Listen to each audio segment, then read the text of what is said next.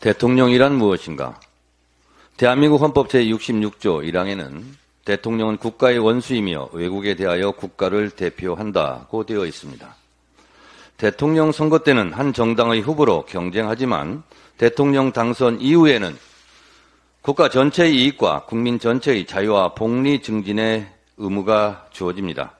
대통령 취임 선서에서도 그렇게 써 있습니다. 국민 전체의 대통령입니다.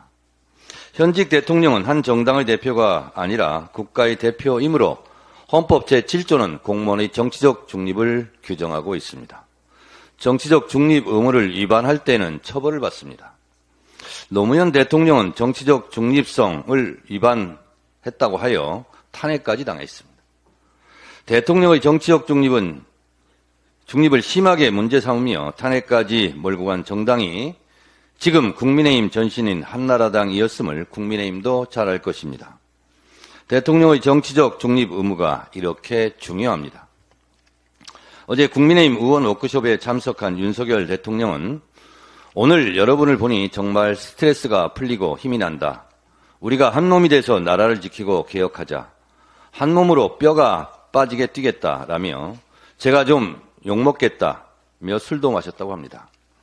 술 마셨다고 욕은 안 하겠습니다만 대통령의 말 한마디 한마디가 천박하고 질 낮은 수준 이하입니다.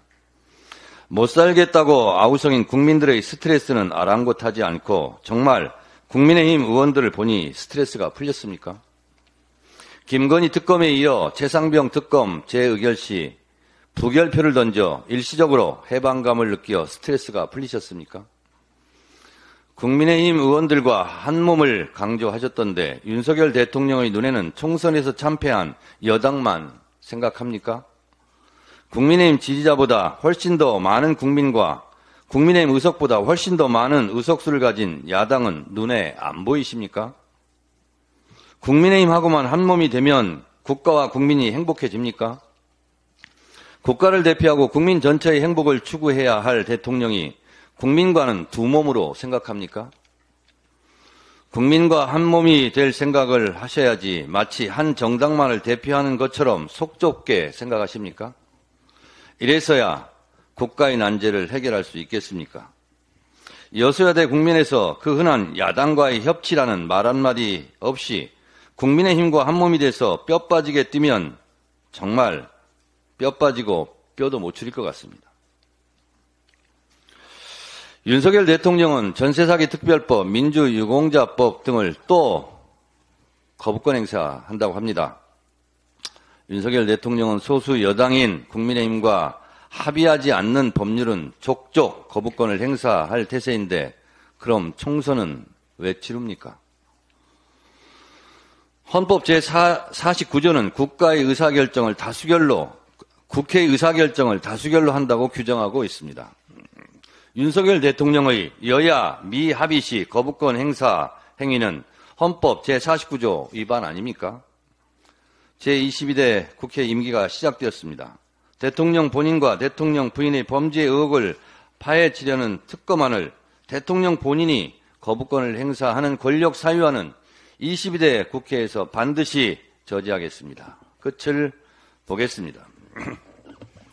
민주당의 대통령 탄핵 언급에 국민의힘은 국가 전복 세력 자임한다며 비판하던데 노무현 대통령 탄핵에 앞장선 당이 국민의힘 할아버지 당이며 박근혜 대통령 탄핵에 동참한 당이 국민의힘 아버지 당을 명심하시기 바랍니다. 국민의힘은 국가 전복 세력의 후예라고 자임하고 고백하는 겁니까? 만인은 법 앞에 평등해야 합니다. 대통령도 죄를 지었으면 처벌받아야 하고 쫓겨날 죄를 저질렀다면 쫓겨나는 겁니다. 대통령의 정치적 중립성을 문제 삼으며 노무현 대통령을 탄핵했던 분들께 묻습니다. 정치적 중립성보다 훨씬 더 심한 본인 연루 의혹 사건 거부권 행사 권력 사유화는 어떻게 해야 되겠습니까? 이승만 대통령도 쫓겨나 망명까지 하지 않았습니까? 박근혜 대통령은 탄핵되고 감옥까지 가지 않았습니까? 박근혜 대통령을 감옥에 보낸 사람이 윤석열 검사 아니었습니까? 국민의힘은 윤석열 대통령과 한몸이 돼서 끝까지 윤석열을 지키십시오. 저는 국민과 한몸이 돼서 국민을 지키겠습니다.